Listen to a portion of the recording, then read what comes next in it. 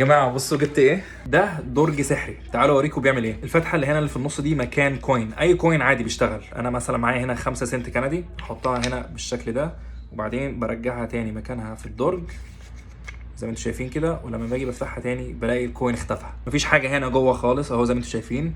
ولو جيت ودخلته تاني وطلعته الاقي الكوين رجع. خدعه شكلها حلو جدا، تعالوا اوريكم بتشتغل ازاي. القطعه الاساسيه دي على الناحيتين فيها خرمين بالشكل ده، ودي جواها في النص في زي دبوس او حاجه بسن كده بتدخل مكان الحفر دول. ولما باجي بقى بدخل الدرج ده جوه دي، الدبوس اللي في النص ده بيزق على الحفره اللي في النص دي وبيبعد الكوين من النص، لانه اصلا هو من جوه مقسوم لقطعتين. فانت لما بتدخلها وبتطلعه تاني هو بيكون زقه، فبيكون زي ما يكون الكوين اختفى، بس هو اللي بيحصل ان هو بيدخله جوه الدرج نفسه في الحته اللي انت مش شايفها. لايك الفيديو وعمل فولو لو حابين تشوفوا خدع تانية من النوع ده.